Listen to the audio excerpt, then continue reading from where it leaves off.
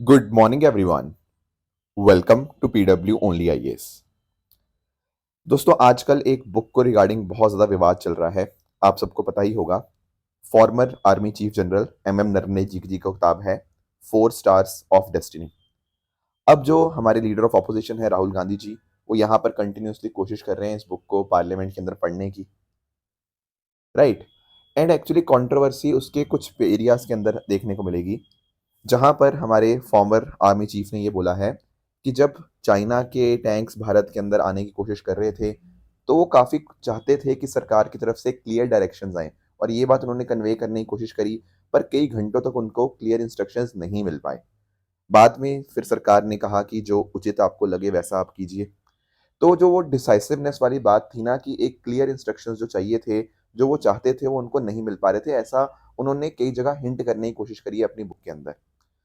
अब पॉइंट ये आता है कि क्या इस तरह की सेंसिटिव इन्फॉर्मेशन जो है, क्या वो एक डिफेंस पर्सनल वो शेयर कर सकता है या नहीं कर सकता? इसके लिए हमें कानूनों में जाना पड़ेगा। देखो, एक तो यहाँ पे भारत में है ऑफिशियल सीक्रेट्स एक्ट्स। अब ये जो ऑफिशियल सीक्रेट एक्ट है ना, ओएसए, ये दरअसल में अप्लाई करता है इवन आफ्टर रिटायरमेंट। मान लो अगर कोई पर्सन रिटायर भी हो जाए, ठीक है, रिटायरमेंट के बाद भी उसके ऊपर ऑफिशियल सीक्रेट एक्ट जो है वो लगता है। तो इस वजह से कुछ क्लासिफाइड इंफॉर्मेशन डिस्क्लोज करना, वो यहाँ पर एक क्रिमिनल ऑफेंस यहाँ पे माना जाता है। दूसरी अगर हम बात करें, हमारे पास आर्मी एक्ट है। आर्मी एक्ट जब कोई इंसान सर्व कर रहा है आर्मी के ऊपर, उसी के ऊपर तभी लगता है, वो रिटायर्ड पर्सनल के ऊपर यहाँ पे नहीं लगता। अब पॉइंट पता क्या है? अभी फिलहाल जो किताबें लिखी जाती हैं इस तरह से डिफेंस पर्सनल के द्वारा, उसके रिगार्डिंग कोई क्लियर गाइडलाइंस आपको नहीं देखने को मिलती। एक तरफ ऑफिशियल सीक्रेट एक्ट है, एक तरफ आर्मी एक्ट है, पर यहाँ पर एक प्रॉपर गाइडलाइंस, एक सिंगल गाइडलाइंस हमारे पास यहाँ पे नहीं है। इसीलिए मिनिस्ट्री ऑफ डिफेंस ने एक मीटिंग होल्ड करी है, जिसमें उस मीटिंग में ये डिस्कस किया गया कि क्या क्या गाइडलाइंस होनी चाहिए, कैसे हम इंश्योर कर पाएं कि सर्विंग और रिटायर्ड पर्सनल को हम रेगुलेट कर पाएं, ताकि इस तरह की कोई भी सेंसिटिव इन्फॉर्मेशन यहाँ पे बाहर ना आए, क्योंकि ये कहीं ना कहीं इंटरनल सिक्योरिटी के लिए खराब चीज हो सकती है।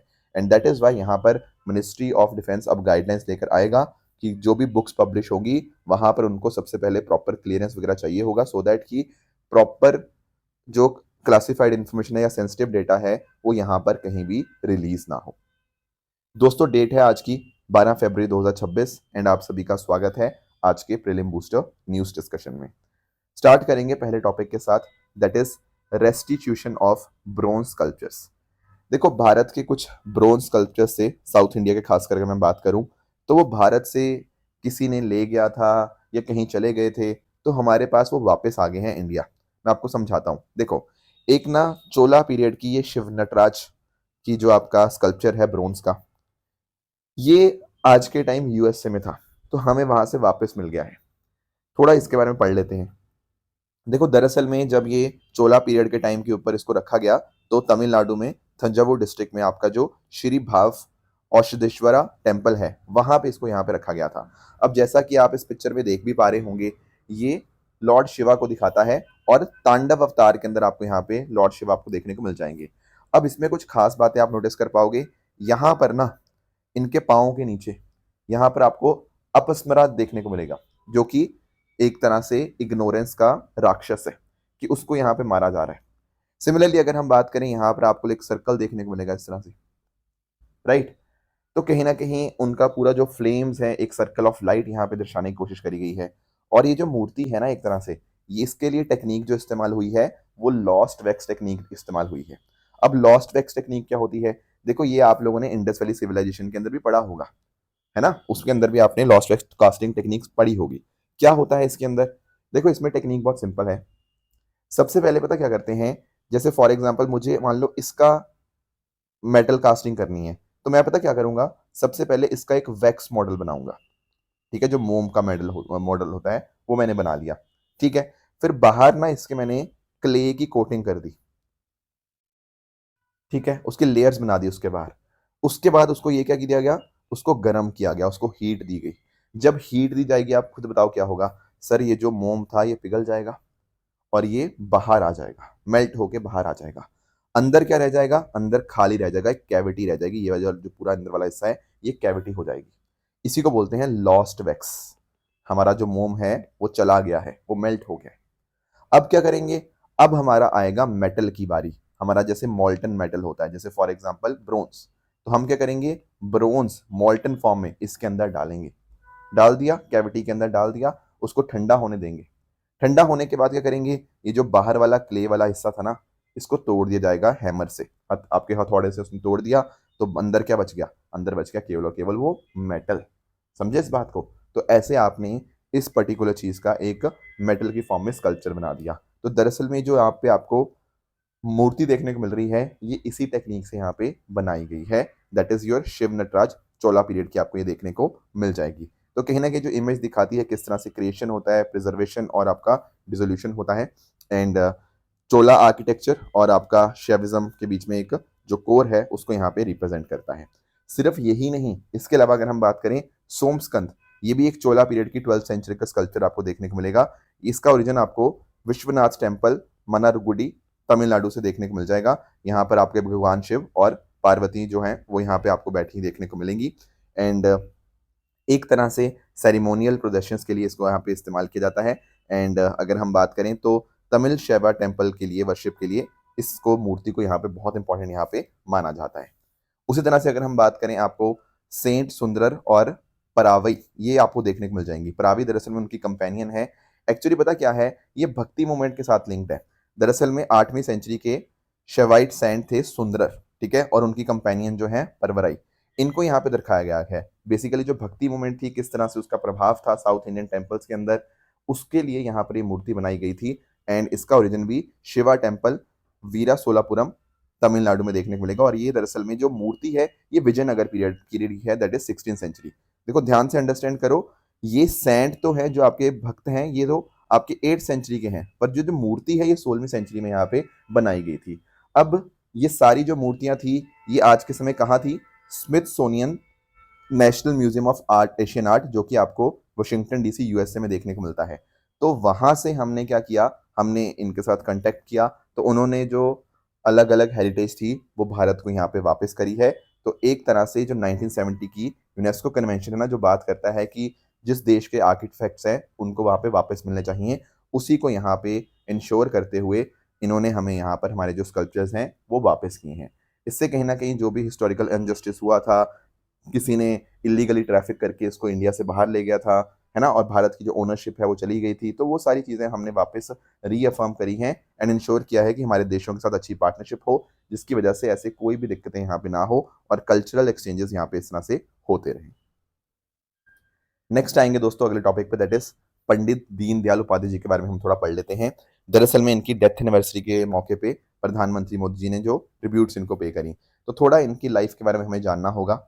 सबसे पहले तो बात आप नोटिस करिएगा कि ये पॉलिटिशियन थे, इकोनॉमिस्ट थे, जर्नलिस्ट थे, एंड ये भारतीय जनसंघ के आइडियोलॉजिकल आर्किटेक्ट थे। बेसिकली आज के समय आपको बीजेपी देखने को मिलती है, उसका प्रीकर्सर, प्रीकर्सर मतलब इसका जो पहले फॉर्म था वो था भारतीय जनसंघ। तो उसका आइडिया इनका द्वारा ही दिया गया था। दरअसल में 1951 में पंडित दीनदयाल उपाध्याय जी और साथ ही साथ श्यामा प्रसाद मुखर्जी, इन दोनों ने मिलकर यहाँ पर भारतीय जनसंघ की यहाँ पे फाउंडेशन रखी।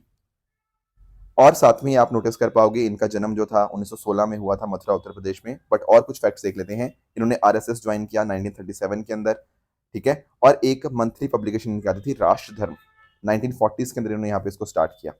अब इनकी ना फिलॉसफी बड़ी इंटरेस्टिंग है। इनकी फिलॉसफी का नाम क्या है, इंटीग्रल ह्यूमनिज्म। देखो इस बात को आप समझना, ये इनका सबसे बड़ा एक फिलॉसफी देना, ये बहुत ही इंटरेस्टिंग इनका काम रहा। क्या मतलब है इंटीग्रल ह्यूमनिज्म का? देखो सबसे पहली बात तो ये कैपिटलिज्म के भी अगेंस्ट थे और आपका कम्युनिज्म के भी अगेंस्ट थे। ये बात करते थे विलेजेस की, सेल्फ रिलायंट विलेजेस, आत्मनिर्भर जो आपके गांव होने चाहिए। तो गांधी जी का आइडिया के साथ ही काफी अलाइंड थे विलेजेस के कॉन्टेक्स्ट के अंदर। इन्होंने इंटीग्रल ह्यूमनिज्म में बात ये करी कि यहां पर ना हमें फोकस करना चाहिए एक कंप्लीट ह्यूमन बीइंग के ऊपर। कंप्लीट ह्यूमन बीइंग का मतलब क्या, माइंड, बॉडी, इंटेलेक्ट, सोल, इन सब चीजों के ऊपर। सिर्फ धन इकट्ठा करने के ऊपर हमारा फोकस नहीं होना चाहिए, एक इंसान की डेवलपमेंट के ऊपर होना चाहिए। उसका दिमाग, उसका मस्तिष्क, उसका इंटेलेक्ट, उसका सोल, उसकी बॉडी, इन सब चीजों को आप डेवलप करो। तो नेशन जो देश है वो तभी आगे बढ़ पाएगा जब हमने इन सभी चीजों के ऊपर प्रोग्रेस करी होगी। तो इस तरह से इन्होंने एक इंसान की ज़िंदगी का एक पूरा व्यू देने की यहाँ पे कोशिश करी है। इसी का नाम है इंटीग्रल ह्यूमनिज़्म। और यही आगे जाके जो जनसंघ की जो आइडियोलॉजी थी, उसका भी पार्ट एक तरह से हमें बनती हुई देखने को मिल जाती है। इसके साथ-साथ अगर हम बात करें इनकी कुछ कोर कॉन्सेप्ट्स, काफ़ी देखो गांधी जी के साथ आपको अलाइन इनके कॉन्सेप्ट्स आपको देखने को मिलेंगे। जैसे फॉर एग्ज़ाम्पल अंत्योदया की बात इन्होंने काफ़ी करी कि जो सबसे गरीबों में से सबसे जो गरीब है, उसको अपलिफ्ट करना हमारी ज़िम्मेदारी बनती है। फिर स्वदेशी की बात करी, आत्मनिर्भर भारत की बात करी। उसी तरह से अगर हम बात करें, इनका जो व्यू था, वो धर्म सेंट्रिक था। यानी कि इन्होंने फ़ोकस किया कि हमारा कर्तव्य क्या होना चाहिए। वेदांता से इन्होंने काफ़ी ज़्यादा अपने आइडियाज़ को ड्रॉ किया। एंड सिमिलरली अगर हम बात करें गांधी जी का जो सर्वोदया, वेलफेयर ऑफ ऑल, उसकी यहाँ पे बात करते थे। और हमारे जो 4 पुरुषार्थ देखने को मिलते हैं, धर्म, अर्थ, काम, मोक्ष, उनकी यहाँ पे बात करी। और खासकर इन्होंने स्ट्रेस किया कि किस तरह से आपको धर्म और मोक्ष के ऊपर बहुत ध्यान देना चाहिए, सिर्फ अर्थ और काम में यहाँ पे फँस के नहीं रह जाना। सिमिलरली मटेरियलिज्म को इन्होंने यहाँ पे रिजेक्ट किया एंड ह्यूमन डिग्निटी यहाँ पे इन्होंने बात करी। तो ये सब इनके कुछ आइडियाज़ थे जो आगे जाके बीजेपी के आइडियाज़ भी यहाँ पे हमें बनते हुए देखने को मिलते हैं। नेक्स्ट आते हैं अगले टॉपिक पे, that is India's doctor population ratio. थोड़ा इसको अंडरस्टैंड करते हैं। देखो ना, कई जगह इंटरनेट पे ऐसा लिखा हुआ है कि वर्ल्ड हेल्थ ऑर्गेनाइजेशन डब्ल्यू बोलता है कि डॉक्टर पॉपुलेशन रेशो 1:1000 होनी चाहिए। पर अगर आप डब्ल्यू के सोर्सेज जाके चेक करोगे ना, वहां पर कहीं पर भी डब्ल्यू ने ये नंबर नहीं कोट किया हुआ। डब्ल्यू बस इतना बोलता है कि हर देश को अपने अपने हिसाब से अपनी डॉक्टर पॉपुलेशन रेशो अलग अलग हो सकती है। किसी देश के लिए अलग हो सकती है, किसी देश के लिए अलग हो सकती है। एक यूनिवर्सल स्टैंडर्ड देना बड़ा मुश्किल है। पर फिर भी ऐसा माना जाता है कि 1:1000 रेशो अगर होगी ना, इट इज गुड। मतलब 1000 लोगों के ऊपर एक डॉक्टर तो होना ही होना चाहिए। अब भारत ने इस रेशो के भी आगे चला गया भारत। कैसे? क्योंकि भारत में आज के समय 1/1 811, मतलब 811 लोगों के ऊपर आज भारत में एक डॉक्टर आपको देखने को मिलेगा। आप बोलोगे सर ऐसा नंबर कैसे आ गया, तो बहुत शानदार काम किया हमने। हाँ देखो, समझना यहाँ पे, अगर हम बात करें ना, आज के समय लगभग 14 लाख के आसपास आपको एलोपैथिक डॉक्टर्स रजिस्टर्ड देखने को मिल जाएंगे। फिर 7.5 लाख आपको आयुष प्रैक्टिशनर्स देखने को मिल जाएंगे। अगर आप इस नंबर को ऐड करोगे ना, ये लगभग 21 लाख से भी बड़ा नंबर आएगा। ठीक है, अब ये है रजिस्टर्ड। हम बोल रहे हैं कि यार इनमें से मान लो कि 80% लोग काम करते होंगे। देखो, इसमें मान लिया हमने हमने अजम्पशन ली है कि इनमें से 80% लोग काम करते होंगे। अगर 80% लोग काम करते होंगे लगभग 21 लाख में से, तो आप लगभग कह सकते हो कि 17 लाख लोग काम करते होंगे। और हमारे पास जो लगभग पॉपुलेशन है वो 140 करोड़ के आसपास है। तो अगर आप इस रेशो को निकालोगे ना, तो 1/811 आएगी। यानी कि भारत में ऑन एन एवरेज 811 लोगों के ऊपर एक डॉक्टर आपको देखने को मिलता है। थोड़ा अजम्पशन हमने लगाई है इसके अंदर, पर एक रफ आइडिया हमने यहाँ पे लेने की कोशिश करी है। तो India is doing good in the number of doctors जो भारत के पास हैं। हमने ये यहाँ पे पार्लियामेंट में बताया है। बाकी बात करें नर्सिंग की, तो लगभग 40 लाख भारत में नर्सिंग पर्सनल आपको रजिस्टर्ड देखने को मिल जाएंगे। 5000 नर्सिंग इंस्टीट्यूट्स हैं भारत के अंदर।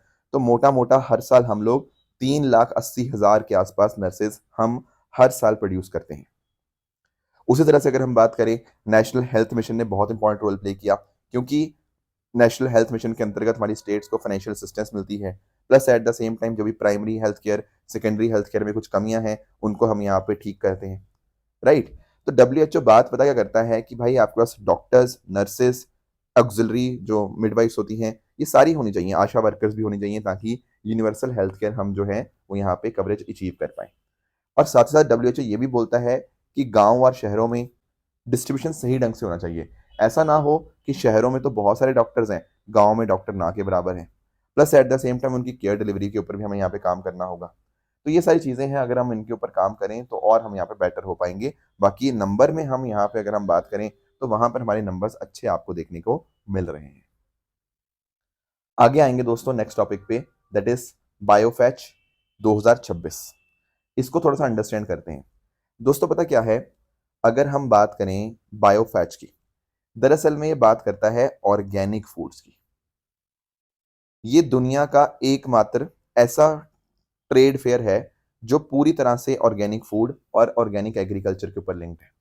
तो यहाँ पर क्या होगा, ऑर्गेनिक फूड, नेचुरल प्रोडक्ट के जो लोग हैं, उनको खरीदने वाले, उनको बनाने वाले producers, buyers, policy makers, innovators, सब लोग एक जगह साथ में आते हैं। कहाँ आते हैं? न्यूरमबर्ग, जर्मनी के अंदर।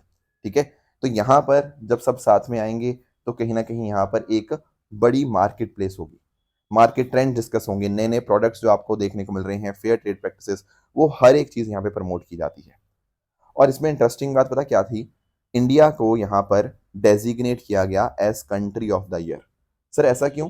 ऐसा इसलिए क्योंकि भाई भारत का ऑर्गेनिक मार्केट के अंदर बहुत इंपॉर्टेंट रोल है। भारत ने एक बहुत बड़े स्तर के ऊपर हमारे मसाले, हमारे राइस वैरायटीज, हमारे हर्ब्स, हमारे एसेंशियल ऑयल्स, वो सारा कुछ शोकेस किया भारत ने इस पर्टिकुलर इवेंट के अंदर। और इसलिए भारत ने दिखाया कि ऑर्गेनिक के अंदर हम बहुत ही ज़्यादा अच्छा काम कर रहे हैं। और भारत की तरफ से कौन देख रहा था? APEDA, agriculture and process food export development authority, जो कि एक स्टेचुटरी बॉडी है। आपका होमवर्क है, आपको मुझे बताना है ये कौन सी मिनिस्ट्री के अंतर्गत काम करती है। प्लीज़ कॉमेंट्स में इसका आंसर करना। राइट। तो भारत ने पूरा जो सेटिंग थी, भारत का पवेलियन जो था, उसमें आपको देखने को मिलेगा कि टोटल 67 को एग्जिबिटर्स थे, जिसमें आपके exporters, farmer producer organisation, cooperatives, laboratories, state agencies, community boards, ये सब लोगों ने यहाँ पे पार्टिसिपेट किया। और हमने अलग अलग प्रकार के जो प्रोडक्ट से वो यहाँ पर शोकेस किए। जैसे आप लोगों को चाखाओ के बारे में पता होगा। क्या होता है चाखाओ? चाखाओ दरअसल में ब्लैक राइस को हम यहाँ पे बोलते हैं। तो इसको हमने यहाँ पे शोकेस किया। उसी तरह से अगर हम बात करें तो हमारा जो गोविंद भोग है, उसको भी हमने यहाँ पे शोकेस किया। ये भी एक तरह का चावल ही है। तो ये जीआई टैग जो वैरायटीज है ना, एक तो ये तो आपको कोलकाता में देखने को मिल जाएगी, है ना, मणिपुरी चखाओ भी आपको देखने को मिल जाता है, तो इनको भी हमने यहाँ पे शोकेस किया। तो इस तरह से भारत के 20 स्टेट्स और यूनियन टेरिटरीज का यहाँ पे पार्टिसिपेशन रहा। एंड दुनिया के सामने हमने यहाँ पे अपने ऑर्गेनिक प्रोडक्ट्स को यहाँ पे शोकेस किया।